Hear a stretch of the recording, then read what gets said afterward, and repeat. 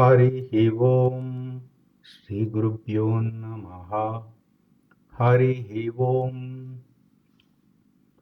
ओम नमो भगवते स्वामी निर्भयानंदाय। ओम नमो भगवते स्वामी अचल परिपूर्णानंदाय। हरि ओम।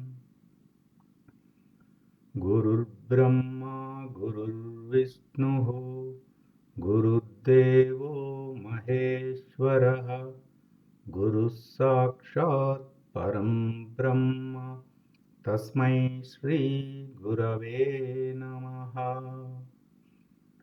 ब्रह्मानन्दं परमसुखदं केवलं ज्ञानमूर्तिम् द्वन्द्वातीतं गगनसदृशं तत्त्वमस्यादिलक्ष्यम् एकं नित्यं विमलमचलं सर्वधी साक्षिभूतम् भावातीतं त्रिगुणरहितं सद्गुरुं तं नमामि। ॐ नमो ब्रह्मादिभ्यो ब्रह्मविद्या साम्प्रदायकर्तृभ्यो वंश ऋषिभ्यो महाभ्यो नमो गुरुभ्यः। सर्वोपप्लवरहित प्रज्ञानघन प्रत्यगद्धो ब्रह्मैवाहमस्मि अहं पदार्थरहितः। सदाशिवसमारभते श्रीमहाविष्णु सूर्य याज्ञावल्क्य जनक व्यास शुकयोगी सान्दीप श्रीकृष्ण जगद्गुरुभ्यां शंकर भगवत्पादाचार्य मध्यमाम् श्रीधर शिवरामाख्य कृष्णदेशिकवराभ्यां मन्मडुपु सुब्बयार्य कोल्लिकोटयार्य गुरुप्रसादरावार्य स्वामी निर्भयानन्दाख्य अचल परिपूर्णानन्दाभ्याम् अस्मदाचार्यपर्यन्तां वन्दे गुरुपरम्पराम्।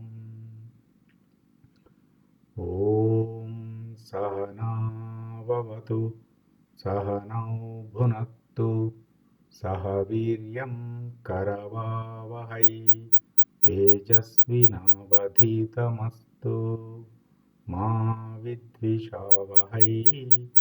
ॐ शान्ति शान्ति शान्तिः। पूर्वमेव निरालम्बम् आग्नेयं च निर्गुणं तदा दक्षिणे नित्यशुद्धं चैव नैऋत्यो निरुपद्रवम् पश्चिमे निष्कलं चैव वायुवे च निरञ्जनम् उत्तरे च निराकाशो ईशान्यो निर्मलो भवेत् ऊर्ध्वश्च निराकारतः अधश्च निर्विकारतः अन्तर्बहिश्च सर्वत्र अचलोऽयं सनातनः।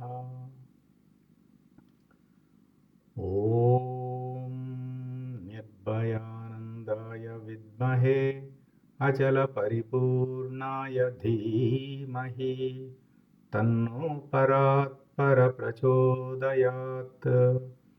ॐ సాయీశ్వరాయ విద్మహే సత్యదేవాయ ధీమహి తన్నః సర్వః ప్రచోదయాత్. ఓం నమః స్కందాయ విద్మహే ఋషి సాక్షాత్ ధీమహి తన్నో రమణ ప్రచోదయాత్. ఓం తత్పురుషాయ విద్మహే మహాదేవాయ ధీమహి తన్నో రుద్ర ప్రచోదయాత్. ఓం సద్గురురూపాయ విద్మహే జ్ఞానబోధామృతాయ ధీమహి తన్నో శ్రీవిద్యాసాగర ప్రచోదయాత్. ఓం స్వాత్మానందాయ విద్మహే అచల పరిపూర్ణానందాయ ధీమహి తన్నో దేశికేంద్ర ప్రచోదయాత్. హరి ఓం శ్రీ గురుభ్యో నమః. హరి ఓం.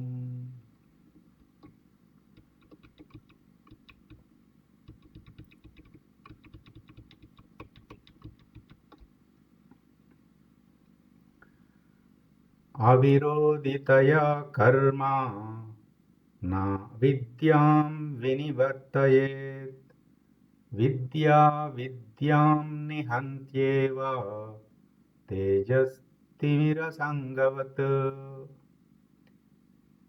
ఈ శ్లోకము చెప్పుకుంటున్నామండి మనము.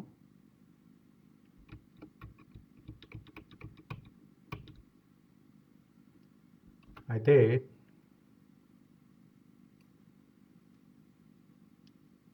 ఇందులో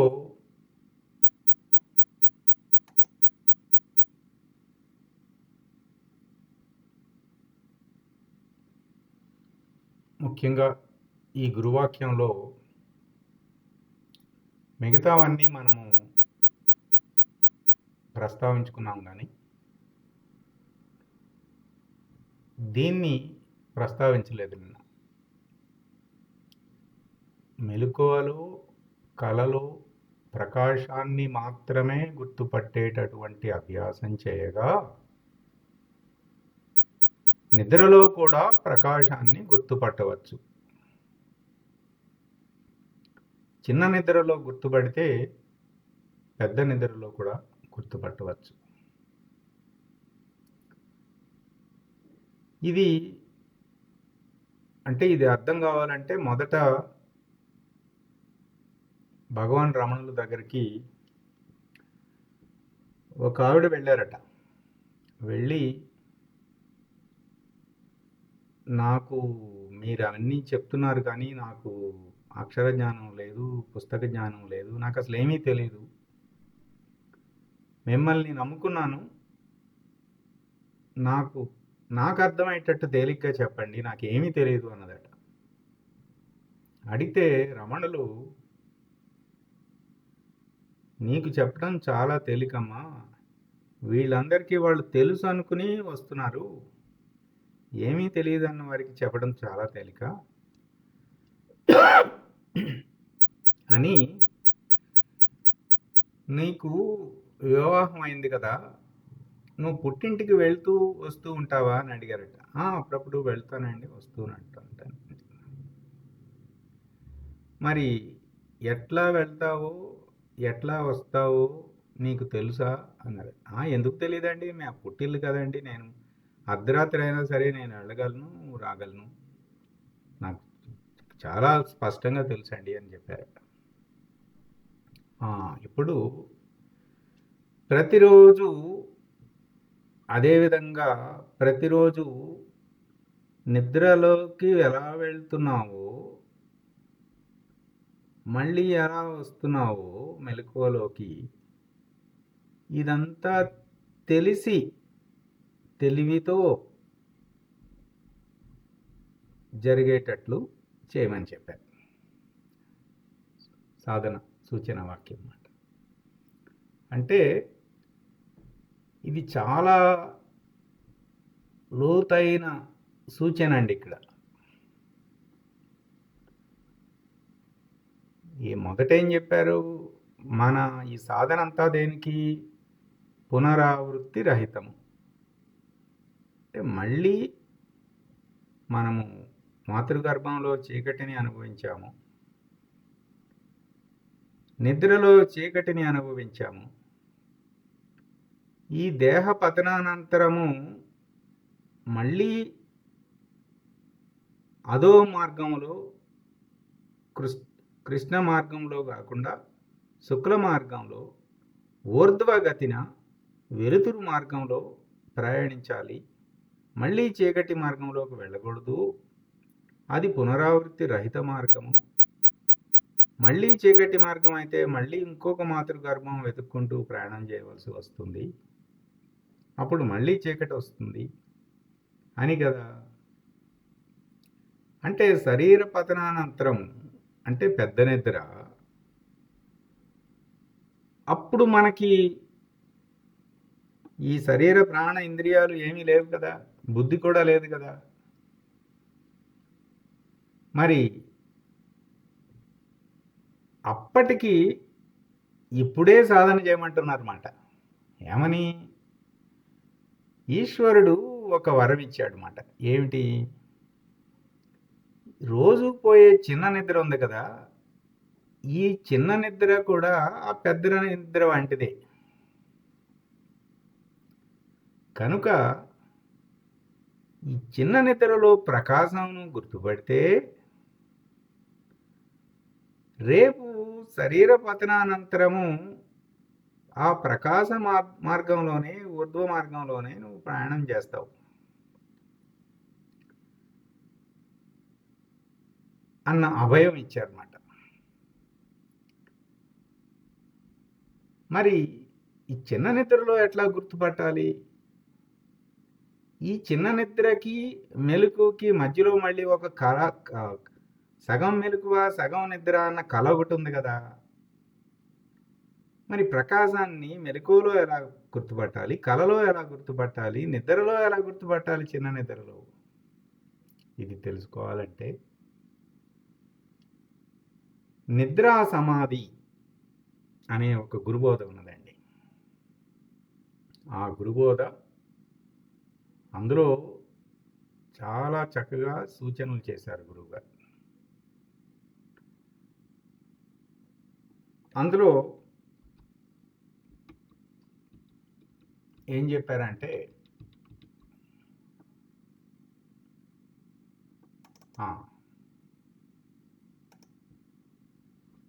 ఈ జ్ఞాత ప్రకాశము ఆధారముగా ఉన్నది వేటికి? దేహము, ప్రాణము, మనసు, బుద్ధి, చిత్తము, అహంకారములకు ఈ జ్ఞాత ఆధారముగా ఉన్నది. ఈ ఒక్కొక్కటి మనము ఈ జ్ఞాతలో విలయం అయిపోవాలి ప్రకాశంలో. దానికి గురువుగారు సూచనలు చేశారన్నమాట. మనసుకు 2 అక్షరాల సోహం మంత్రము, బుద్ధికి దృష్టిని భూమధ్య స్థానంలో నిలకడగా ఉంచటం, చిత్తమునకు ఈశ్వర సాక్షాత్కారం మీద దృష్టి, అహంకారమునకు గురువుతో ప్రకాశ రూపంలో గురుసత్తాలో ఐక్యతా సిద్ధి కలుగుగా అహంకారం ప్రకాశంలో కలిసిపోతుంది. ఇక శరీరము కదలకుండా నిటారుగా సమగ్రీవ శిరోకాయ, అనులోమ విలోమ సమప్రాణాయంతో ప్రాణము, ఇవన్నీ ఒక లైన్లోకి తీసుకొస్తే అప్పుడు ప్రకాశ రూపంగా నిలబడగలగటం జరుగుతుందని చెప్పి ఏం చెప్పారంటే,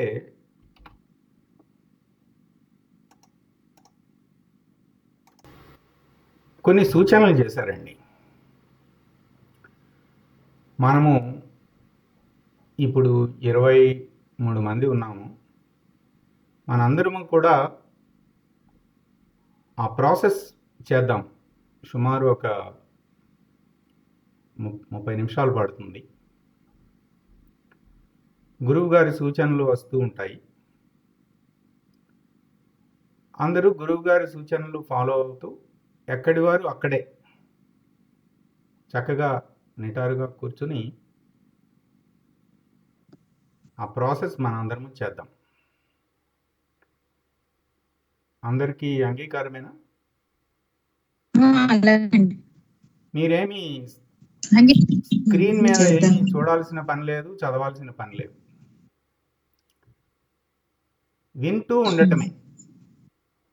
చక్కగా వాల్యూమ్ పెట్టుకోండి సరిపడా. ఎలా కూర్చుంటాము, కూర్చోమంటారు? అంతే అంతే, నిటారుగా కూర్చోవటం. చక్కగా ఒక అరగంట ఎవరు డిస్టర్బ్ చేయకుండా. మధ్య మధ్యలో కొంచెం ఏ మాటలు కూడా ఉండవు. ఏమీ పర్వాలేదు, ఎవరు ఏమీ మాట్లాడమాకండి. అక్కడ మౌనం అవసరం అన్నమాట. ఆ మౌనం తర్వాత గురువు గారే మాట్లాడతారు. అందుచేత ఆ నిశ్శబ్ద సమయంలో కూడా నిశ్శబ్దంగానే ఉండండి. ఏమీ నాకు వినపడటం లేదు, ఎందుకంటే ఇది ప్రత్యక్షంగా జరగవలసినది. మనము చేసుకుంటున్నాము కనుక చక్కగా కూర్చుని గురువుగారి మాటలని ఆ స్ఫురణతో అందుకునే ప్రయత్నం చేద్దాం. గురువుగారు ఆ మాటల్లో చివరికి హరి ఓం అని చెప్పి అందరినీ లేవమని చెప్పారు. అప్పుడు మళ్ళీ మనము కంటిన్యూ చేద్దాం. సరేనా? అందరూ మ్యూట్లో ఉండండి.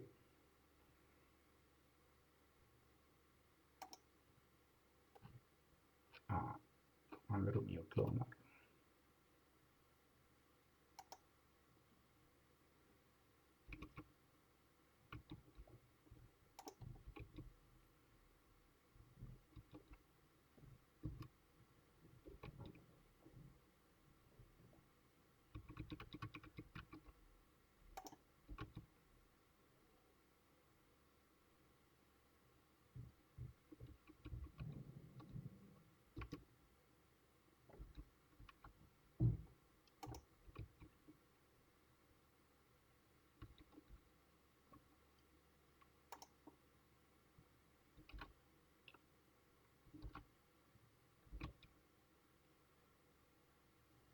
ఇప్పుడు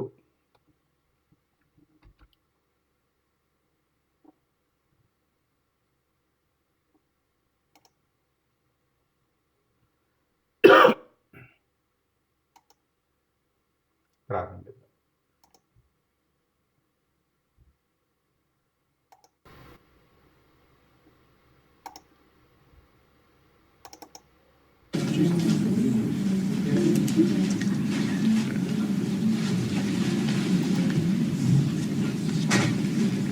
మనమందరం పుడుతూనే మనకు బాగా తెలిసిన విద్య ఏమిటి? పుడుతూనే మనం ఒక విద్యతో వచ్చాం. అవిద్యతో కాదు, విద్యతో.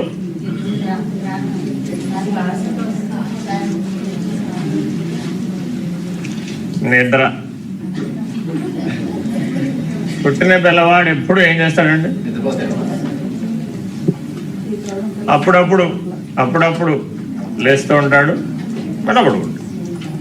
కాబట్టి తల్లి గర్భంలో 9 నెలల పాటు అప్పుడప్పుడు కదులుతూ ఉన్నప్పటికీ నిద్రాణమైనటువంటి స్థితిలో, సుప్త చైతన్యానికి లోబడినటువంటి స్థితిలో గడిపి పూర్ణమైనటువంటి చైతన్యం వ్యక్తీకరించబడటానికి అవసరమైనటువంటి సమాయత్తమైనటువంటి స్థితిని పొందడానికి కొద్దిగా టైం పడుతున్నమాట. వాడికి భూమి మీదకి వచ్చినా కూడా పంచభూతాత్మకమైనటువంటి ప్రకృతి యొక్క స్పర్శ కలిగినప్పటికీ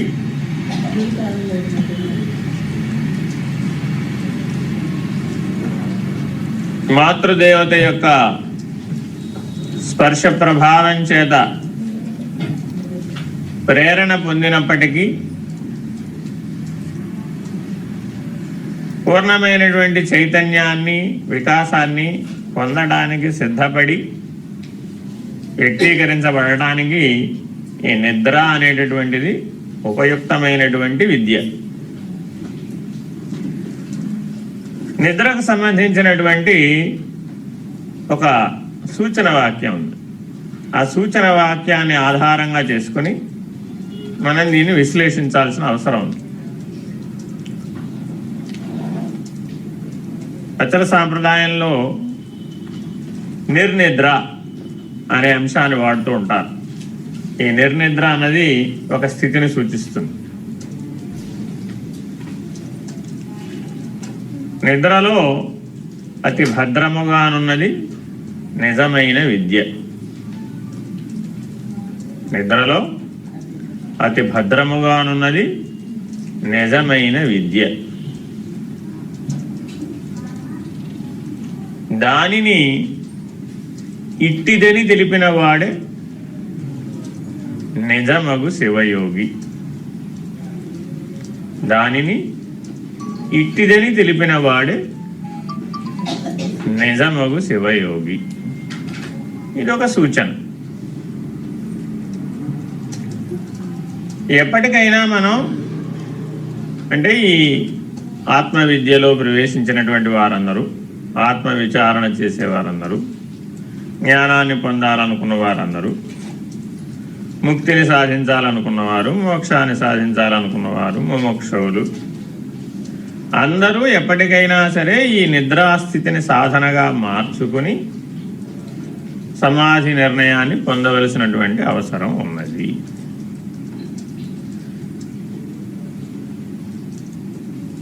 అప్పుడు నిర్వాణ స్థితి అనుభవానికి వస్తుంది. నిర్వాణం నుంచే అంతర్ముఖ ప్రయాణం ప్రారంభం. అందుకని మనకి బాగా అతి దగ్గరి కాలంలో ఉన్నటువంటి మహానుభావులందరూ ఈ నిర్వాణానికి ప్రాధాన్యత ఇచ్చారు. దానికి జ్ఞానోదయం అని పేరు. ఆ నిర్వాణ స్థితికే జ్ఞానోదయం అని పేరు. ప్రతిరోజు సూర్యోదయం అవుతుందా లేదా? అట్లాగే మనకు కూడా జ్ఞానోదయం అవ్వాలి అంటే నిర్వాణ స్థితిలో జ్ఞానోదయం అవుతుంది. జ్ఞానోదయానికి శాస్త్రీయమైనటువంటి పేరు ఆత్మ సాక్షాత్కార జ్ఞానం. కాబట్టి ఆ ఆత్మ సాక్షాత్కార జ్ఞానం కలగాలి అంటే నీకు నిర్వాణ స్థితిలో నువ్వు నిలకడగలిగి ఉండాలి. అలా కలిగి ఉన్నప్పుడే దాన్ని గుర్తించగలిగేటటువంటి శక్తి ఉంటున్నాను. ఈ లక్ష్యంతో ప్రారంభించి ఆ అంతర్ముఖ ప్రయాణంలో దానిని ఎలా సాధించాలో, దానిని ఎలా పొందాలో తెలుసుకోవాలి అంటే దానికి ముందు దానిని అనుగుణంగా అంటే నిర్వాణ స్థితికి అనుగుణంగా శరీరం, ప్రాణం, మనస్సు ఈ మూడు ఒక సూత్రం మీద పనిచేసేటటువంటి స్థితి కలిగి ఉండాలి.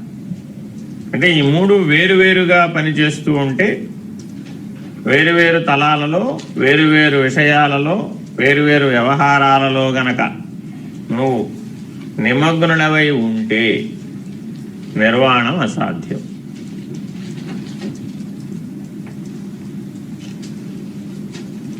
బంధాన్నించి విడిపడేటటువంటి విమోచన అనేటటువంటి లక్షణం ఈ నిర్వాణ స్థితి నుంచి ప్రారంభమవుతుంది.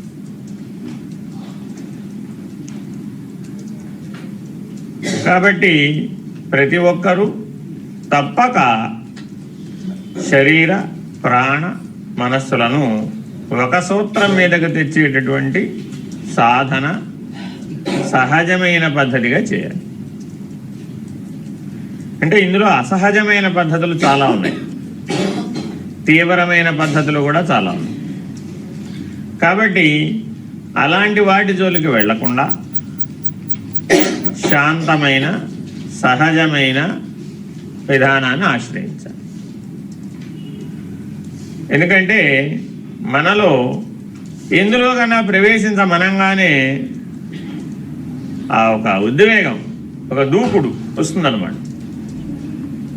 అది రాగానే గుణం మారిపోదు. మారిపోతే వైపరీత్యం ఏర్పడు. కాబట్టి అవి లేకుండా చక్కగా సమగ్రంగా క్రమంగా శాంతంగా చేయవలసినటువంటి అవసరం ఉంది. దీనికి ఉపమానం ఒకటి ఉంది. నీళ్లు మురికిగా ఉంటే మురికి కిందకు వెళ్ళాలంటే ఏం చేయాలి? కదల్చకుండా ఉండాలి. అంతే. మనం చెప్పుకున్న 3 కదులుతున్నాయా కదలటలేదా? కదులుతున్నంత వరకు మురికి పైకి వస్తూనే ఉంటుంది. కదలకుండా ఉంటే అడుగు వెళ్ళిపోతుంది. ఇలా ఉండటానికి సంయమనం అని పేరు. ఇలా ఉండటానికి సంయమనం అని పేరు. కాబట్టి మీరందరూ చూస్తా, నేను ఇప్పుడు ఈ పాఠం చెప్పాలి అంటే ఈ 3 మీలో ఎంతమంది ఒక సూత్రం మీదకి తేగలుగుతారో చూస్తా. ఇప్పుడు ప్రాక్టికల్గా చూస్తా, చూసి అప్పుడు చెబుతా పాఠం. ఇది ఎవరు నాకు కనపడలేదనుకోండి అలాగా, అప్పుడు ఆ పాఠం చెప్పను అనమాట. చెప్పాలి అంటే ఏముండాలి? మనకు అర్హత సంయమనం ఉండాలి. అంటే ఏం చేయాలి? ఈ శరీర ప్రాణ మనస్సులని ఒక సూత్రం మీదకి తెచ్చి కదల్చకుండా ఉంచాలి. దీనికి మీకు ప్రాణాయామం అని ఓ పుస్తకం ఇచ్చాం. ఆసక్తి ఉన్నవారు ఆ ప్రాణాయామం అనే పుస్తకాన్ని తీసుకోండి. కాసేపట్లో వస్తాయేమో, మరి ఇచ్చారో నాకు తెలియదు. అందులో చాలా చక్కగా తేలికైన భాషలో మనం ఎలా సాధన చేయాలో ఉంది. మీరందరూ సమ అనులోమ విలోమ ప్రాణాయామాన్ని తప్పక సాధన చేయాలి. ఇప్పుడు చేయండి. సమ అనులోమ విలోమ ప్రాణాయామం చేయాలి. చేస్తే మీరు కూర్చున్న స్థానంలోనే చేయండి, సుఖాసనంలోనే చేయండి. ఇప్పుడు అర్జెంటుగా వేరే వేరే ఆసనాలు వేసే అవకాశం లేదు కదా, కాబట్టి ఎలా కూర్చున్నారో అలాగే చేయండి. ఈ సమ అనులోమ విలోమ ప్రాణాయామం ఏ స్థితిలో అయినా చేయొచ్చు. దానికి ఉన్న విశేషం అది. నిద్రపోతూ కూడా చేయొచ్చు. కాబట్టి అలా మీరు చేస్తూ ఉంటే మీరు ఏ స్థానంలో నిలకడ చెందుతున్నారో మీకు తెలియాలి. తెలియటం కోసమని మీరు చేస్తూ ఉండండి. నేను ఎప్పటికప్పుడు సూచన చెప్పేస్తూ ఉంటా, మీరు దాన్ని అమలుపరచవచ్చు. సమ అనులోమ విలోమ ప్రాణాయామాన్ని చేస్తూ మొదటి దశలో 2 అక్షరాల మంత్రాలని స్వీకరించాలి. అంటే ఏమిటి?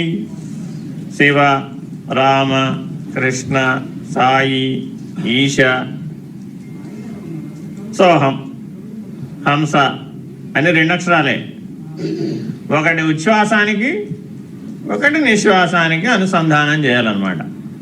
అంటే మనసుకేమో మంత్రం, ప్రాణానికేమో ప్రాణాయామం, శరీరమేమో సుఖాసనం. ఈ మూడింటిని ఇలా ఒక సూత్రబద్ధం చేయాలన్నమాట. ప్రాథమిక దశలో చెయ్యి పెట్టి చేయవలసినటువంటి అగత్యం కొంతమందికి ఉండవచ్చు. చేయండి. మనసు శ్వాస మీద, దృష్టి మీద పెట్టగలిగే అవకాశం, అంటే అంత సూక్ష్మమైనటువంటి అవకాశం లేని వాళ్ళు చేయి పెట్టి చేయాలి. కొద్ది కాలం అలవాటు చేస్తే మనసుతో చేయగలుగుతారు. మనసుతో చేయడం ఉత్తమం. బుద్ధి దృష్టిని అనుసరించి పనిచేస్తుంది. దృష్టిని భ్రూమధ్యంలో నిలిపి ఉంచాలి. 4వది అన్నమాట అది. శరీరం సుఖాసనం, ప్రాణమునకు అనులోమ విలోమ సమ ప్రాణాయామం, మనసుకి 2 అక్షరాల మంత్రం, బుద్ధి భ్రూమధ్యంలో దృష్టి నిలిపి ఉంచటం. 5వది చిత్తవృత్తి నిరోధం కొరకు భావరూపమైనటువంటి ఈశ్వర దర్శనం. ఐదవది చిత్తవృత్తి నిరోధం కొరకు భావరూపమైనటువంటి ఈశ్వర దర్శనం. ఈ 5 లక్షణాలని సాధనలని ఏకకాలంలో చేస్తే ఒక సూత్రం మీదకి వచ్చేస్తాయి. శరీరం, ప్రాణం, మనసు, బుద్ధి, చిత్తం.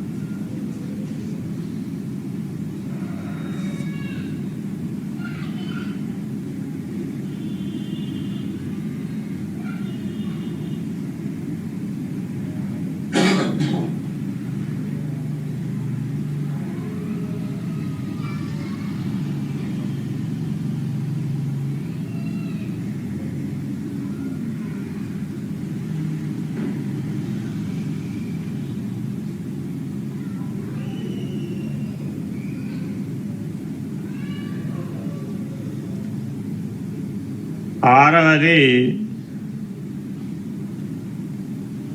అహంకారమునకు నేను అనే లక్షణం ఉంది.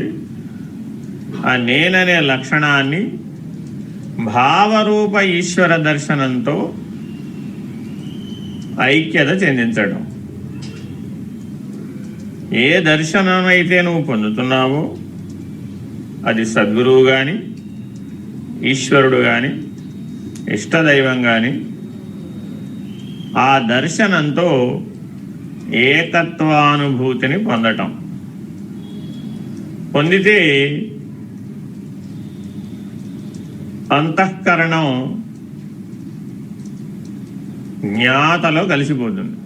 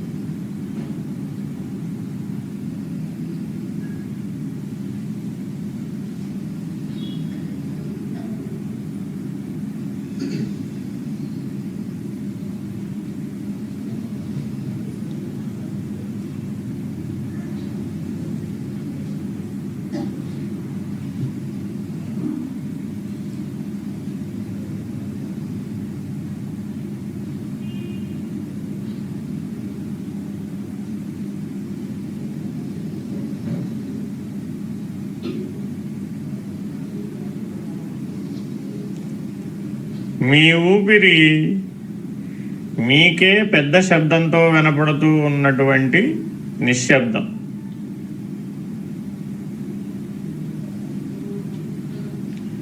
క్రమేపీ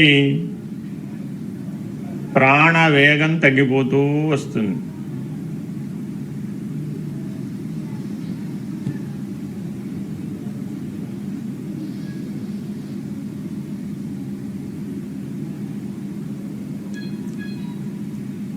క్రమేపీ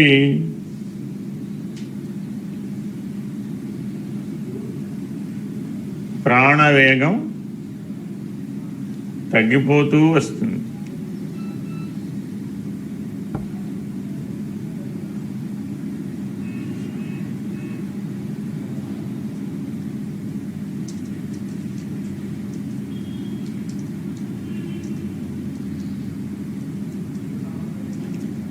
శరీర, ప్రాణ, మనో, బుద్ధి, చిత్త, అహంకారముల యందు ప్రసరిస్తూ ఉన్న చైతన్యం విరమించటం మొదలుపెడుతుంది.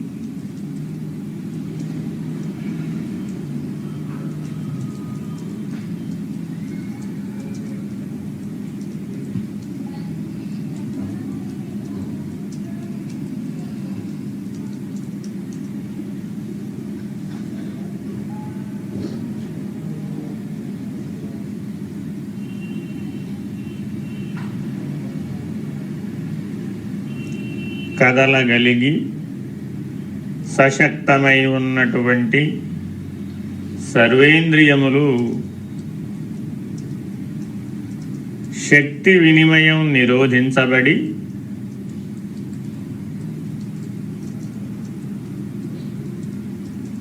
పూర్ణమైనటువంటి శక్తిని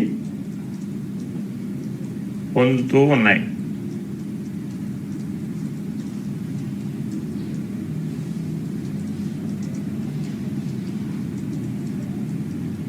నీ స్వరూపమైనటువంటి స్వప్రకాశం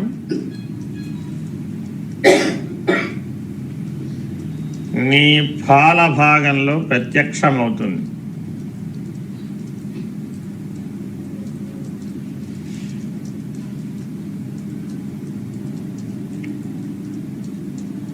నీ స్వరూపమైనటువంటి స్వప్రకాశం నీ ఫాల భాగంలో ప్రత్యక్షమవుతుంది.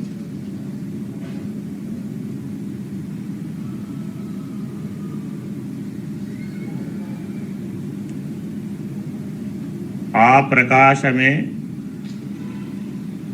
సర్వవ్యాపకమైన ఈశ్వరుడు.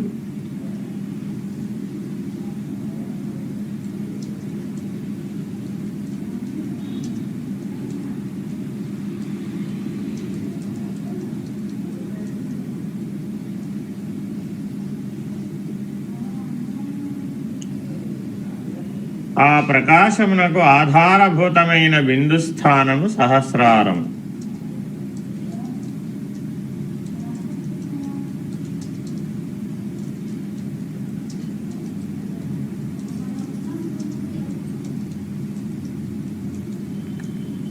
క్రమముగా ద్వాదశాంతమైనటువంటి భ్రూమధ్యము నుంచి బ్రహ్మరంధ్రము దిశగా సూక్ష్మ చలనము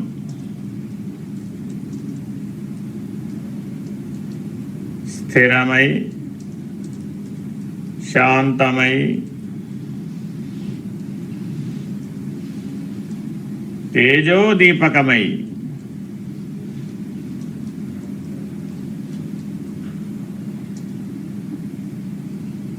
శిరోభాగమంతయు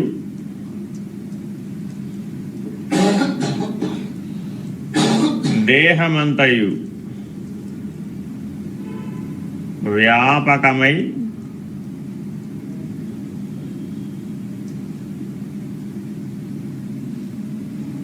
ప్రకాశమునే శరీరముగా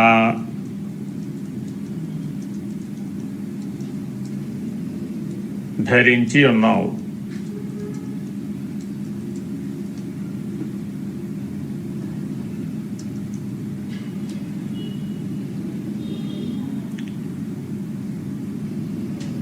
సదా ఈ తేజశరీర ధారణచే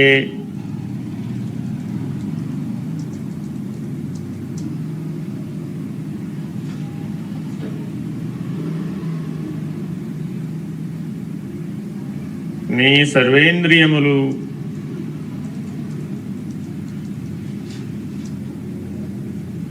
చైతన్యవంతములై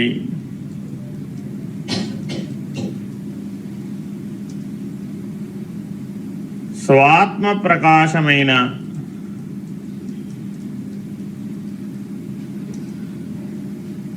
సహస్రార స్థానమున నిలకడ చెందుతున్నది.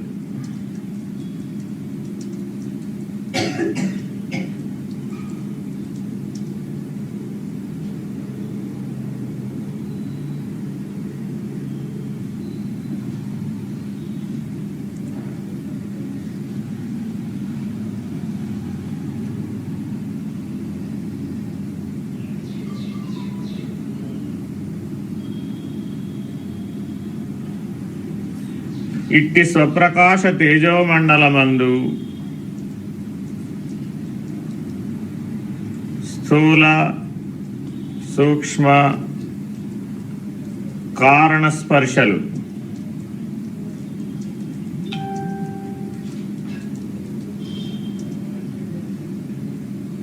విలీనము కాగా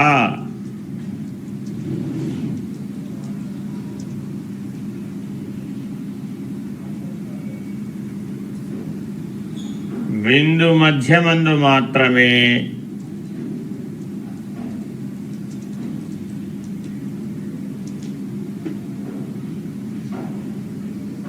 నిలకడ చెందుటయే సమాధి నిష్ట.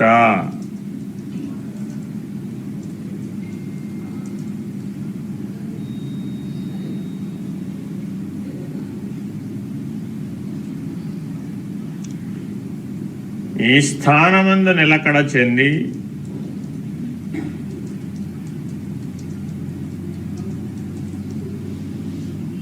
సాక్షివై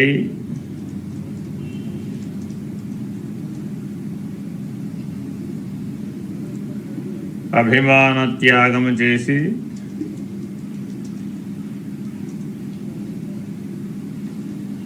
సర్వ వ్యవహారమును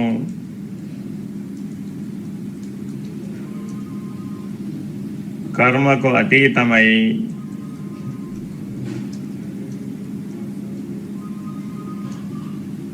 లీలామాత్రముగా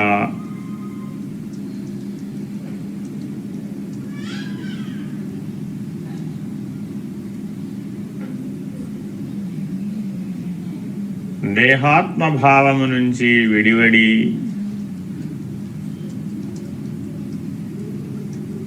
అంతరాత్మయందు స్థితుడవగుచున్నావు.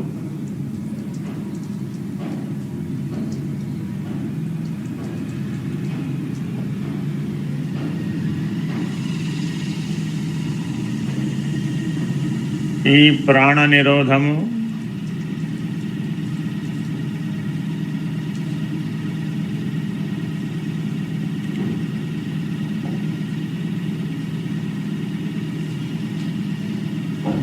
మంత్రానుష్ఠానము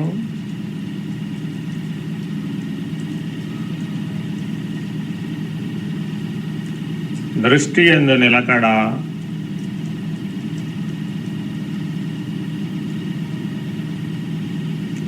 ఈశ్వర దర్శనం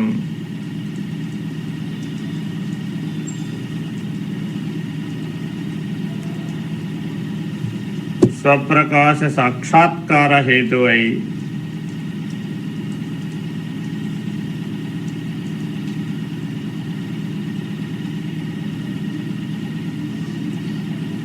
జ్ఞానోదయమగుచున్నది.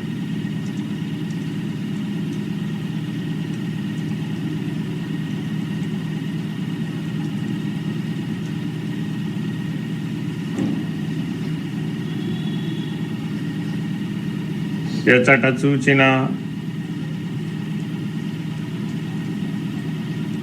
ఏ ఇంద్రియ జ్ఞానమైనా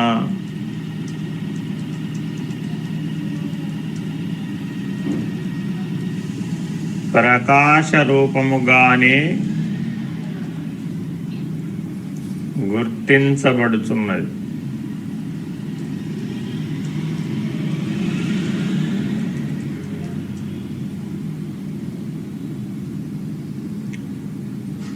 అనేకముగానున్న జగత్తంతా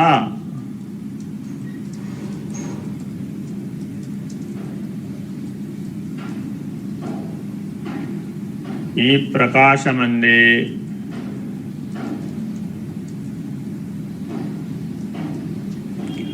విలయము చెందుచున్నది.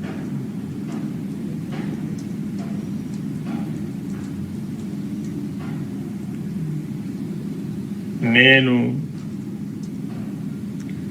కేవల ప్రకాశ రూపుడను.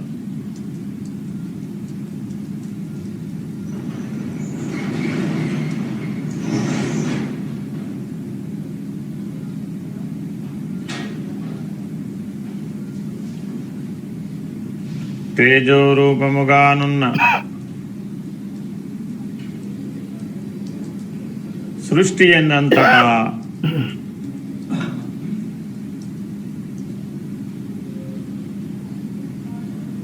వ్యాపకమై ఉన్నాను.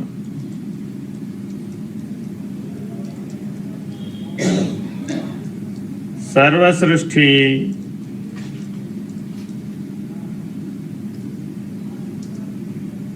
తేజోరూపముగా నాయందు అంశీభూతమై ఉన్నది.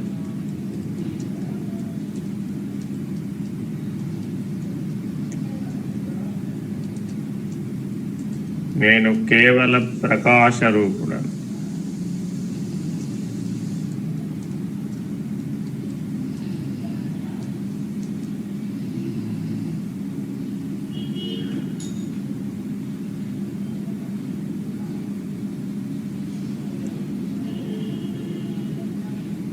హరి ఓం శ్రీ గురుభ్యో నమః. హరి ఓం. లేవండి.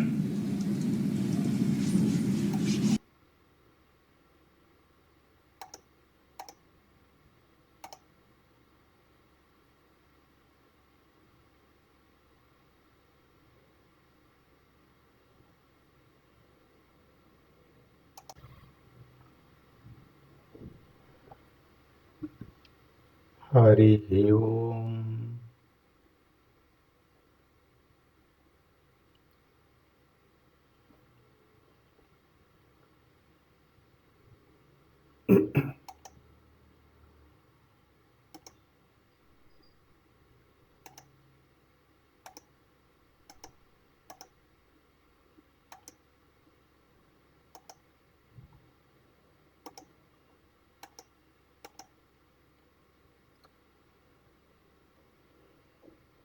సాయిరామ్. వినపడుతున్నానండి? వినబడుతుందండి. ఇప్పుడు ఈ గురు సూచనలతో మనము ఈ గురువాక్యాన్ని అర్థం చేసుకునే ప్రయత్నం చేద్దాం.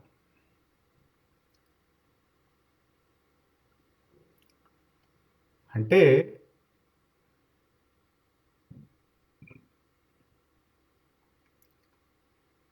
గురు సూచన ఏమిటి?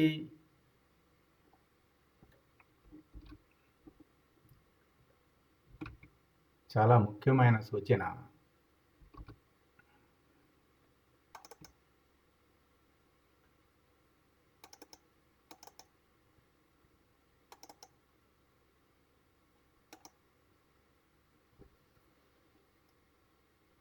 నిద్రేమో మానవుడు దివ్యత్వాన్ని మరచిన శరీరం. నిద్ర దివ్యత్వాన్ని, అంటే మనం మామూలుగా పోయే నిద్ర దివ్యత్వాన్ని మరచిన శరీరం. మరుపుకు పోయింది, ప్రకాశము మరుపుకు పోయింది. మరి సమాధి నిష్టలో అదే మానవుడు శరీరాన్ని ధరించిన దేవుడు. దివ్యత్వాన్ని మరచిన శరీరం, శరీరాన్ని ధరించిన దేవుడు. అట్లాగే గురువుగారు ఏం చెప్పారంటే,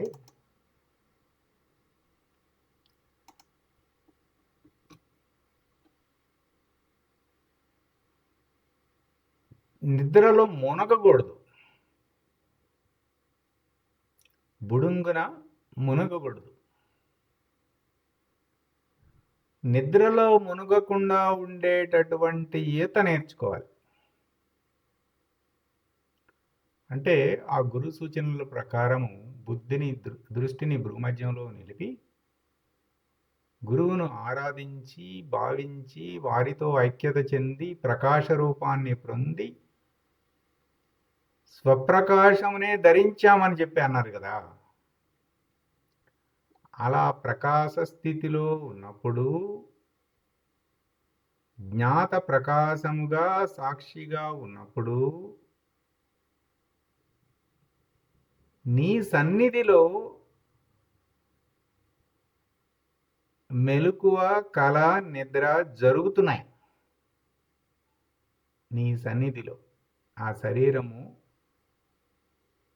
మేలుకోవచ్చుగాక, కలలు గనచ్చుగాక, విశ్రాంతి తీసుకొనవచ్చుగాక.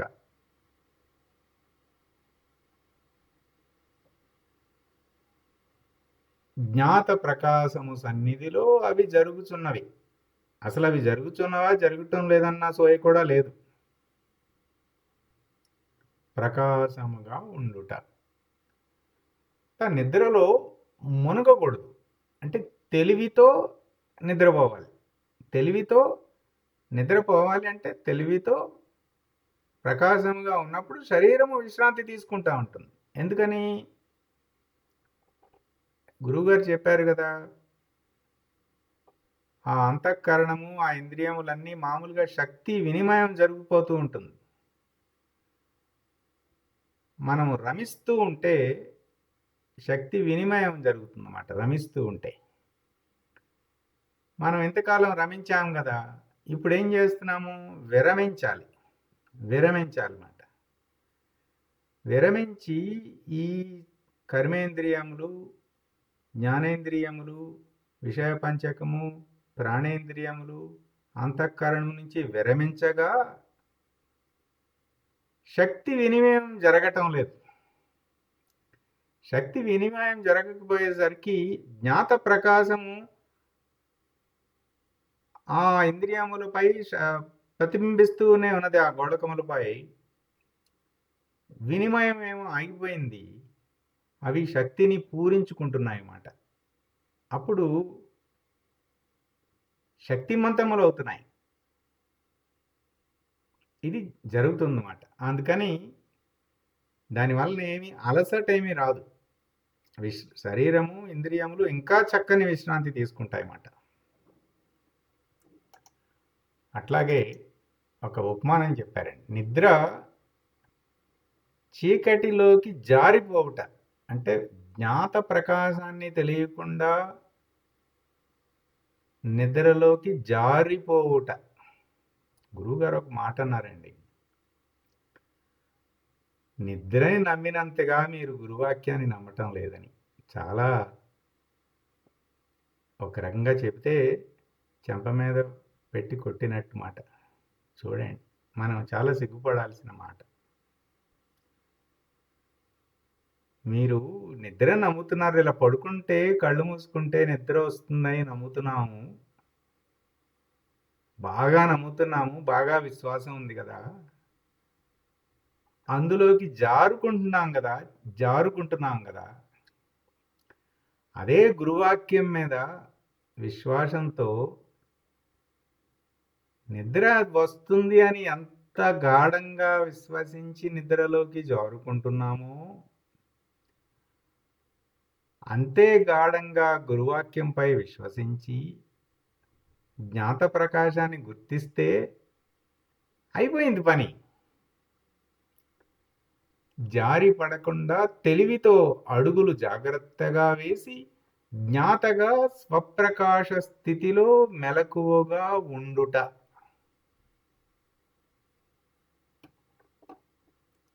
ఇవన్నీ నిద్రా సమాధి బోధలో చెప్పారు. ఇట్లా మనము చూడండి, మనము నిద్రని నమ్ముతున్నామా, గురువాక్యాన్ని నమ్ముతున్నామా? మనం ప్రశ్న వేసుకోవాలి. నిద్ర నమ్ముతున్నాం. మనం నమ్మబట్టే నిద్రలోకి జారిపోతున్నాం. ఇది నమ్మకమే, అది నమ్మకమే. నమ్మకం లేకపోతే నిద్ర రాదు కదా.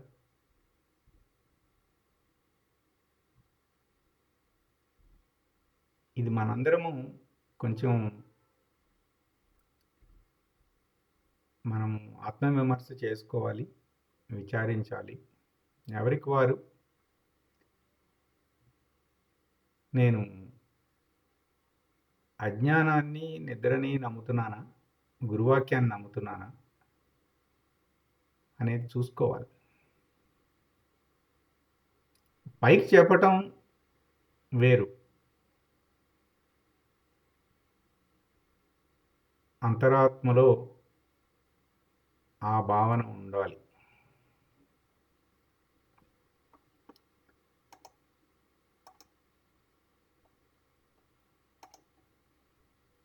ఇప్పుడు తర్వాత గురువాక్యం చూద్దాం. ఇట్లా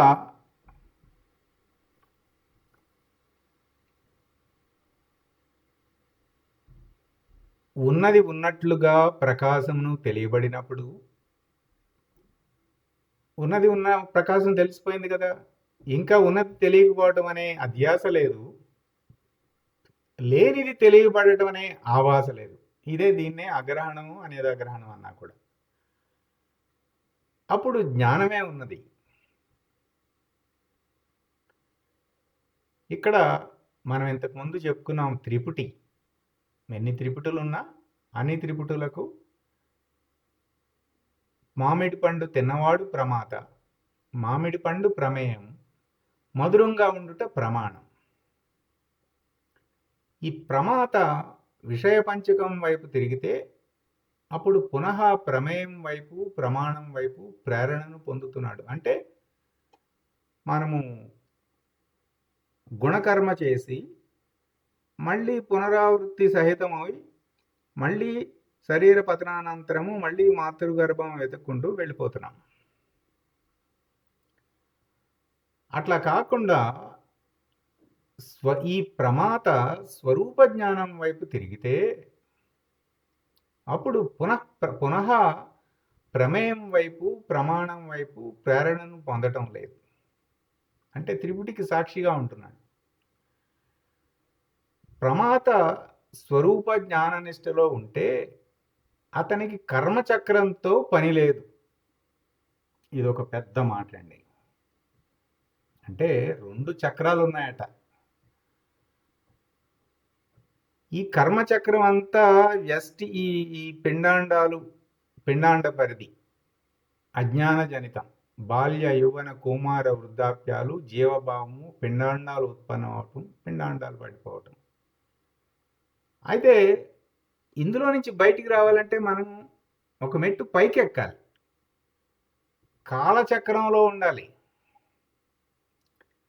జ్ఞానంగా ఉన్నప్పుడు జ్ఞానజనితంగా పనిచేస్తుంది కాలచక్రం.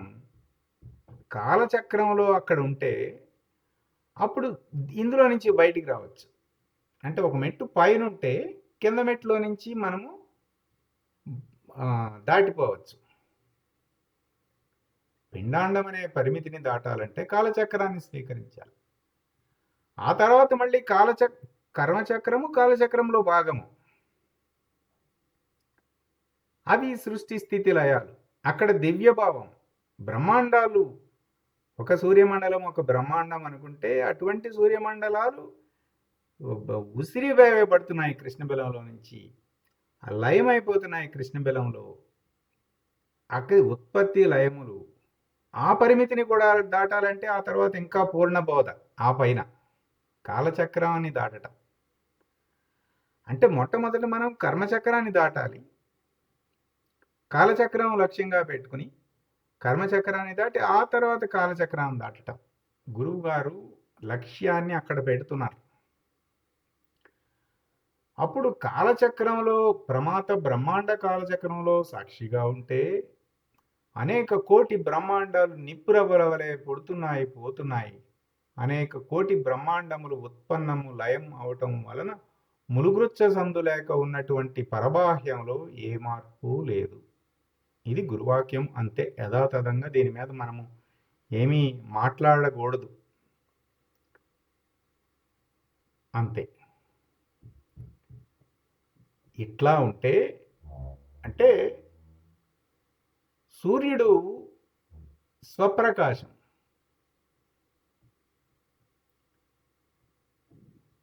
కర్మాచరణ చేయటం లేదు, కర్మ సన్యాసం చేయటం లేదు. ఇది మనము రేపు పరిశీలిద్దాము. ఏమైనా ప్రశ్నలు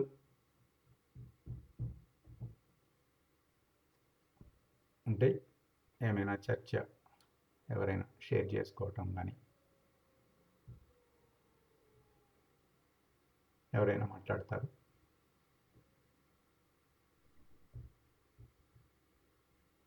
హరికి ఓం అండి. గురువాక్యం మీద బాగానే నమ్మకం దృఢంగానే ఉన్నది, కానీ తెలియకుండా నిద్రలో జారిపోతున్నాం కదా. ఆ,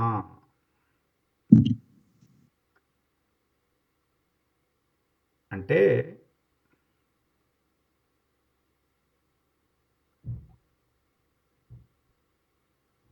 మనము నిద్రలోకి జారిపోతున్నాం. నిద్ర సత్యం కాదని గురువు గారు చెప్పారు కదా. దృష్టి భూమధ్యం మీద నిలబెట్టుకోవటం జరుగుతుందా? ఇట్లా మనము ఈ చర్చ కొంచెము ప్రత్యక్షంగా జరగాలి మనకి. అంటే కొంచెము లోతుగా గురువు గారితో మాట్లాడి, అంటే చాలా ఇది ఎంత ఏమిటంటే జ్ఞాన మార్గము, ఆధ్యాత్మిక మార్గము చిన్నపిల్లల ఆటల పాటలు కాదండి. ఒక న్యూరో సర్జన్ ఎట్లా అయితే చాలా ప్రెసిషన్ ఇన్స్ట్రుమెంట్స్తో సర్జరీ చేస్తాడో, అటువంటి సర్జరీ మన మీద మనమే సర్జరీ చేసుకుంటున్నాం. అందుచేత ఊరికే అది అట్లా ఇది ఇట్లా అని మాట్లాడుకుంటే అయిపోయేది కాదు. చాలా ప్రమాదం. 20,000 వోల్ట్స్ ఎలక్ట్రిసిటీతో మనం పనిచేస్తున్నాం. ఇష్టం వచ్చినట్టు ఇటువంటి సాధనలు కూడా గురు పర్యవేక్షణలో, గురు కృపతో ఎక్కడికక్కడ అడుగుకి గురువుతో దగ్గరగా ఉంటూ, మాట్లాడుతూ, సందేహాలు తీర్చుకుంటూ, మన స్థితిని చెప్పి అది మనము పరిణమించవలసి ఉండవలసి ఉంటుంది. ఇది చాలా చాలా క్లిష్టమైనది. ఇట్లా పరోక్ష మాధ్యమంలో వీడియో మీటింగ్ ద్వారా తేల్చేయటానికి కుదిరేది కాదు.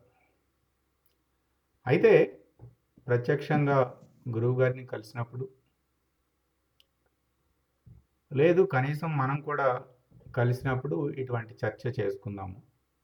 ఎందుకంటే బాగా లోతైన అంశములు, వ్యక్తిగతమైన అంశములు కూడా అందరికీ. ఇప్పుడు మనకి 22 మంది ఉన్నారు కదా, జనాంతికంగా ఇష్టం వచ్చినట్టు ఎడాపెడా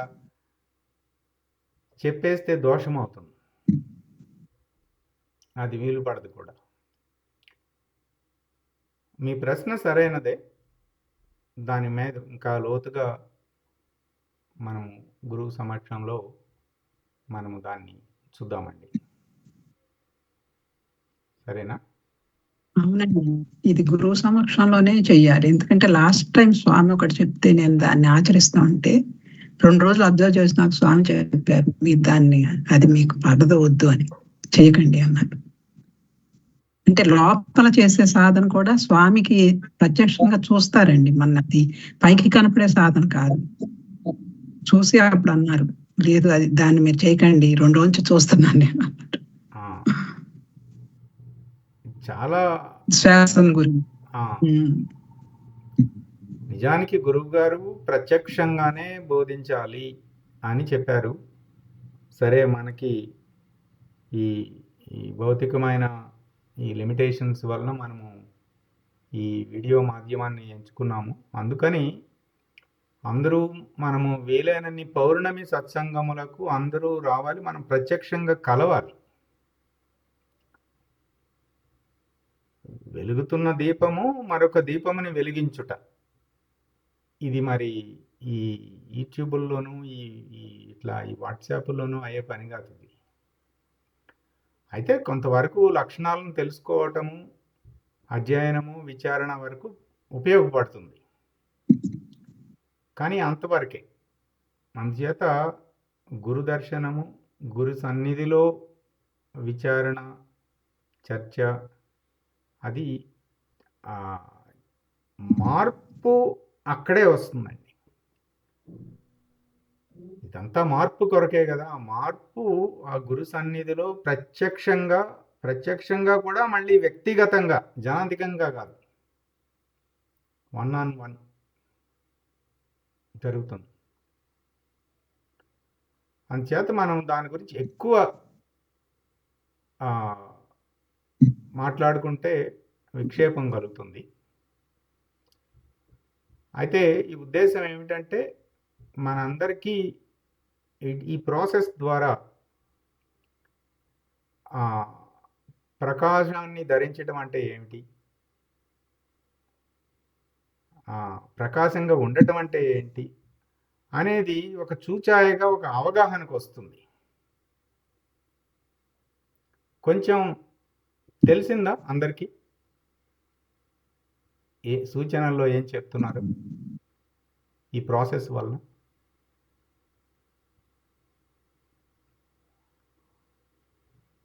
ఎందుకంటే అవన్నీ చాలా ఉన్నత స్థాయిలో ఉండి గురువు గారు చెప్పిన మాటలు. అది రేపు తర్వాత గురువాక్యము మనము చూద్దామండి.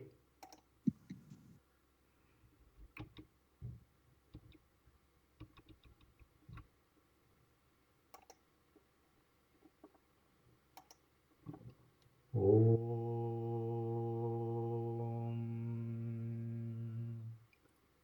పూర్ణమద పూర్ణమిదం పూర్ణాత్ పూర్ణముదచ్యతే పూర్ణస్య పూర్ణమాదాయ పూర్ణమేవావశిష్యతే. ఓం తత్సత్. ఓం శాంతి శాంతి శాంతి. హరి ఓం. శ్రీ గురుభ్యో నమః. హరి ఓం. సాయిరామ్.